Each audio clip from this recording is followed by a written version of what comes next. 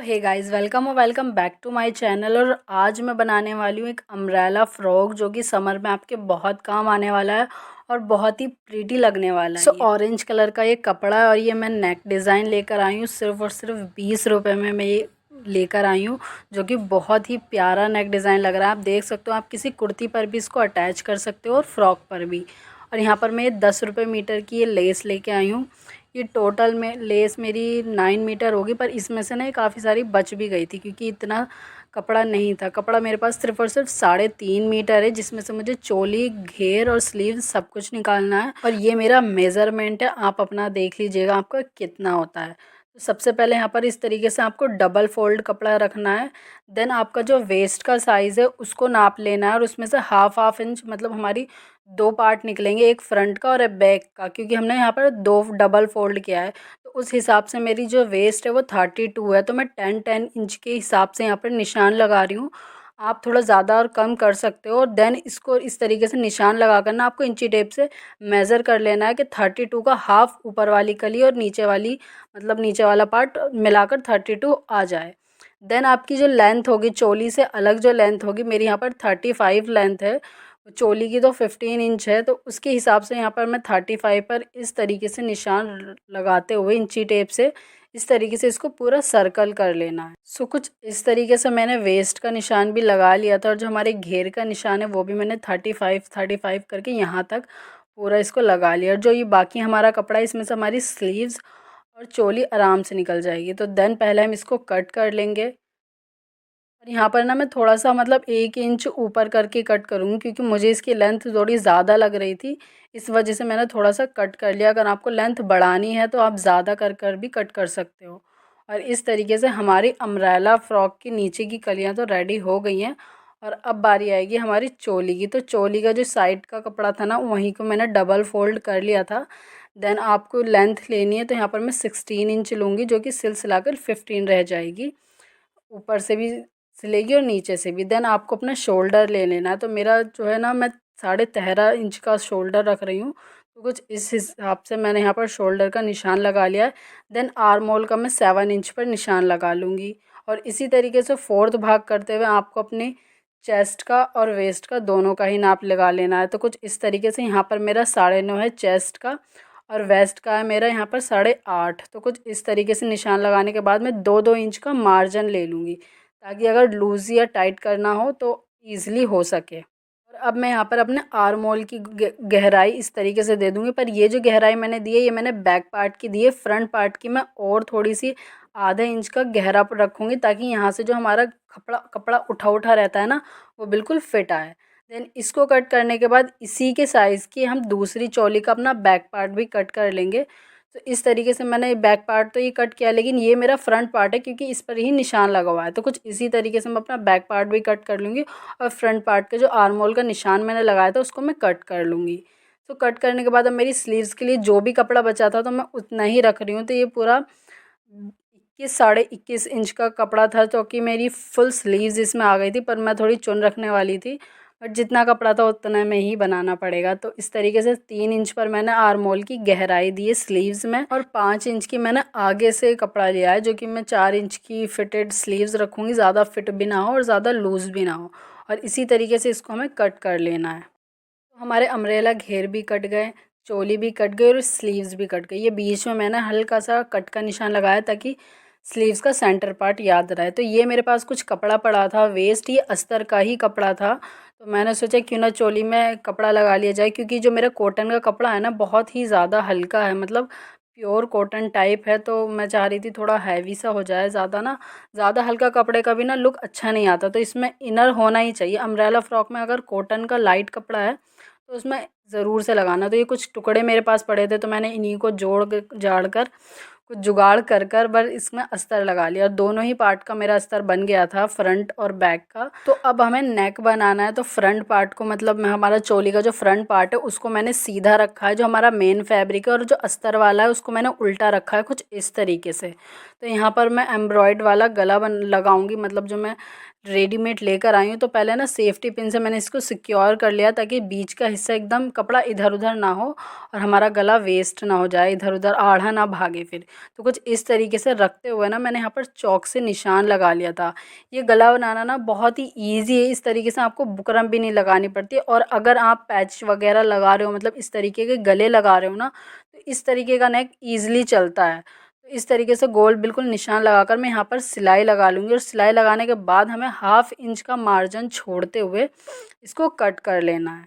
So cut करने के बाद जब इसको आप हाफ मार्जिन छोड़ दोगे तो इसमें से ना इस तरीके से छोटे छोटे कट लगा देना, ताकि जब हम गले को फोल्ड करें, मतलब सीधा करें ना, तो झोल ना आए। तो अब आप देखोगे हमारी फ्रंट चोली का जो फ्रंट पार्ट है वो बिल्कुल नीट एंड क्लीन हमारा नेक बनकर रेडी हो जाएगा। अगर आप बच्चों के कपड़े सी रहे हो ना, तो भी आप इस तरीके के गले बना सकते हो। इस तरीके का अस्तर वाले भी बना सकते हो, मतलब जो सेमी स्टिच सूट आते हैं उस तरीके से। तो इसके ऊपर अब हम गला रख के इसके यहाँ पास में बिल्कुल सिलाई लगा देंगे एक, और जो हमारे नीचे का डिज़ाइन है उसके जैसे ही हम यहाँ पर सिलाई लगा लेंगे तो हमारा गला ना बिल्कुल परफेक्टली अटैच हो जाएगा और ये हिले ढुलेगा भी नहीं। अब बस इसको लगाते हो ना सेफ्टी पिन लगा लेना, ताकि भी ये गला ना इधर उधर भागे ना, बिल्कुल सीधा आए। तो कुछ इस तरीके से मैंने नॉर्मल मशीन से ही इस पर सिलाई लगा ली थी और मेरा गला अटैच हो चुका था। आप अगर इस आपके जो बीच में से उठ रहा, आप चाहो तो इसको भी सुई से टाँक सकते हो या फिर फेविकॉल से भी अटैच कर सकते हो। सो अब मैं बैक नेक बनाऊंगी। इसको बनाने का भी बहुत ही ईजी प्रोसेस है। तो हमारी जो फ्रंट पार्ट की चोली है ना, मतलब सीधा पार्ट हमने रखा होता है जिस पर हमने नेक डिज़ाइन बनाया, तो उसी साइड पर हमें अपने बैक पार्ट की सीधी साइड रखनी है। जो ऊपर की साइड आप देख रहे हो ना, ये उल्टी साइड है। और इसी तरीके से हमें नीचे ना अस्तर का कपड़ा रख लेना है कुछ इस तरीके से। तो ये पहले हमारे बैक पार्ट का अस्तर का कपड़ा हो गया, फिर हमारी फ्रंट पार्ट की चोली, और फिर फ्रंट पार्ट का ही हमने अपना बैक पार्ट का मेन फैब्रिक रखा है सीधा करके। ये जो ऊपर की साइड है ये उल्टा फैब्रिक है। तो कुछ इस तरीके से वहाँ पे 1/2 इंच का मार्जिन छोड़ते हुए सिलाई का निशान लगा लेना है। और जो हमारा फ्रंट नेक है ना, उसको इस तरीके से ना हाथ लगा के मेज़र कर लेना। आपको उससे छोटा गला बनाना है या फिर बड़ा गला बनाना है, उस तरीके से निशान लगा लेना। इस तरीके से गला बनाना ना बहुत ही ज़्यादा ईज़ी हो जाता है। और अब इसी तरीके से आप निशान पर सिलाई लगा लो। सिलाई लगाने के बाद जो है ना, देख सकते हो अभी कुछ इस तरीके की हमारी सिलाई लग चुकी है। और फ्रंट पार्ट की तरह इसका भी हम इसको कट कर लेंगे और बीच बीच में कट के निशान लगा लेंगे, ताकि इसको भी जब हम सीधा करें तो इसमें भी झोल ना आए। और अब आप जब सीधा करोगे ना इसको, मैं अभी आपको दिखाती हूँ कितनी फिनिशिंग के साथ नेक बनकर रेडी हो जाता है। तो अब हमारा बैक पार्ट बैक हो गया और फ्रंट पार्ट फ्रंट। जो इसका ये जो ख़राब कपड़ा आता है ना, ये कुछ इस तरीके से अंदर चला जाएगा और बहुत ही अच्छी नीट एंड क्लीन फिनिशिंग आएगी और हमारा बिल्कुल राउंड नेक बनकर रेडी हो चुका है, फ्रंट का भी और बैक का भी। सो अब ना मैंने यहाँ पर मतलब प्लेट्स डाली थी अपनी चोली में, आप चाहो तो ये स्किप भी कर सकते हो कुछ इस तरीके से। पर मैं आपको बता देती हूँ, अगर आपको डालनी हो तो आपको किस तरीके से डालनी है। इस तरीके से अपनी चोली को फोल्ड करना है और अपना जो एक्स्ट्रा मार्जिन था हमारा फिटिंग का, उसको छोड़कर बिल्कुल सेंटर में निशान लगाकर इसके बिल्कुल बीच में से इस तरीके से उठाकर यहाँ पर कुछ इस तरीके से सिलाई लगा लेनी है। और इसी तरीके से आप फ्रंट और बैक पार्ट पर दोनों पर ही प्लेट्स डाल सकते हो, बट मैंने यहाँ पर सिर्फ और सिर्फ फ्रंट पार्ट पर ही प्लेट्स डाली थी। तो कुछ इस तरीके से अब हमें फ्रंट पार्ट रखना है और जो हमारे नीचे के घेर थे ना, उस पे सीधी साइड रखकर कुछ इस तरीके से रखकर यहाँ पर इस तरीके से अटैच कर लेना है, सिलाई लगा लेनी है। और जब आप सिलाई लगाओगे ना, ये बिल्कुल परफेक्टली एकदम नीट एंड क्लीन हो जाएगा। तो मैं अभी आपको दिखा देती हूँ। मैंने यहाँ पर सिलाई लगा ली है, कुछ इस तरीके से अटैच हो चुका है, आप देख सकते हो। और इसी तरीके से मैं अपना बैक पार्ट भी रेडी कर लिया है। और अब बाकी इसकी फ़िटिंग की स्लीव्स में बाद में लगाऊंगी। आप पहले भी अटैच कर सकते हो स्लीव्स, पर मैं बाद में ही लगाऊंगी। तो 2 इंच का हमने मार्जिन रखा था, तो 2 इंच पर निशान लगा लूँगी दोनों ही साइड, मतलब उस साइड भी लगा लूँगी और इस साइड भी। एंड इसके जो घेर का पार्ट है ना, उस पर भी कुछ इस तरीके से आपको ले जाते हुए फिटिंग कर लेनी है। ये हम फ्रंट और बैक पार्ट को एक साथ रखते हुए मतलब फिटिंग करेंगे। कुछ इस तरीके से हमारा बैक पार्ट नीचे और फ्रंट पार्ट ऊपर है, और जो हमने निशान लगाया उस पर हमें दोनों साइड सिलाई लगा लेनी है और इस तरीके से हमारी फ़िटिंग कंप्लीट हो जाएगी। सो फिटिंग होने के बाद ये कुछ इस तरीके का लुक दे रहा है, जो कि अभी थोड़ा सा अनकम्प्लीट लग रहा है क्योंकि अभी हमने स्लीव्स भी नहीं लगाई है। तो स्लीव्स पर लेस लगाने का एक न्यू तरीका बताऊंगी, मतलब इस तरीके से ना बहुत ही फिनिशिंग के साथ आप लेस लगा सकते हो और बहुत ही ईज़िली। तो थोड़ा सा कपड़ा छोड़ते हुए ना हमें लेस के किनारे पर बिल्कुल सिलाई लगा लेनी है और देख सकते हो कुछ इस तरीके से इसको अटैच करना है। और जो हमारा ऊपर का पार्ट है ना, जहाँ हमने सिलाई लगाई थी उसी के ऊपर हमें कुछ इस तरीके से इस साइड से रखते हुए सिलाई लगा लेनी है।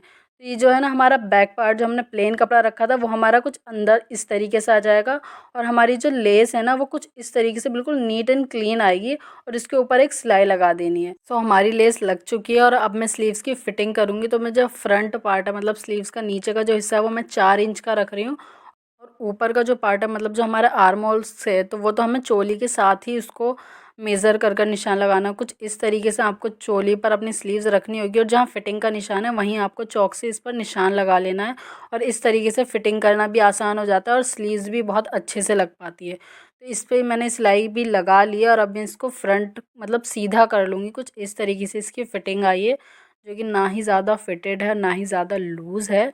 और अब इसको सीधा करते हुए इसके अंदर डाल देना है और जहाँ से हमारी फिटिंग का निशान है ना, चोली का भी और स्लीव्स का भी, जो मेन फैब्रिक है उस पर इस तरीके से इसको अंदर रखते हुए ना हमें बिल्कुल राउंड सिलाई लगा लेनी है। मतलब अपनी स्लीव्स को कुछ इस तरीके से अटैच कर लेना है।